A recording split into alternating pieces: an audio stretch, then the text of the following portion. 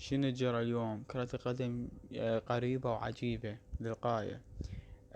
جرى بأن اللاعب نجم المغربي عبد الرزاق حمد الله يجري عضلته بالأمريكا أثناء إجراء بطولة كأس العالم للأندية. اللاعب عبد الرزاق حمد الله ينتمي للنادي السعودي، نادي الشباب السعودي. السعودية مشاركة بناديين بالبطولة كأس العالم للأندية اللي هو الأهلي والهلال.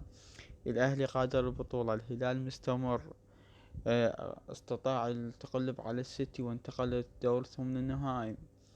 هنا انصابت عدة مهاجمين الفريق نادي الهلال والصندوق الاستثمار السعودي هنا في ورطة حاليا، فانضطروا لأن البطولة تجري بالصيف ومن ممكن تضم أي لاعب إذا تريد تلعب.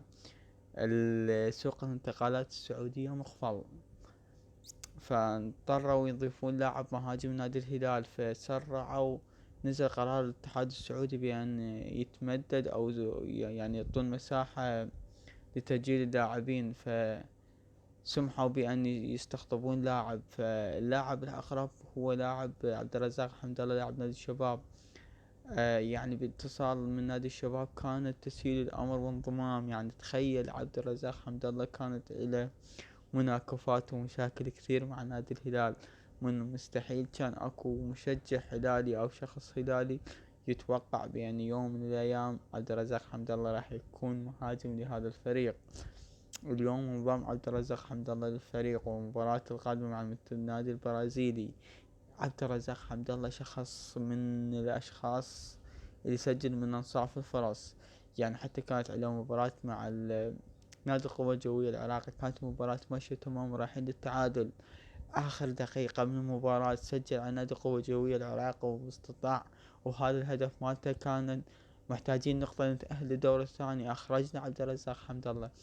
عبد الرزاق حمد الله مع الأولمبياد شي مش طبيعي، كان يسجل هواية أهداف. بالدوري حطم أرقام قياسية. يعني بالهلال أكيد على هالمنظومة وهاللاعبين المحترفين راح ينجح لا محالة. هنا السر، هل عبد الرزاق حمد الله سيستمر مع الهلال بعد الإعارة أو يعود للشباب؟ نادي الشباب أعطاه إعارة بس ليس الاستمرار. لكن كرة القدم عجيبة للإطلاق، وسنرى ماذا يفعل عبد الرزاق حمد الله بكأس العالم. وكل التوفيق لنادي الهلال ولعبد الرزاق حمد الله لاعب نادي الشباب النجم المغربي العربي. كل التوفيق للعرب جميعا.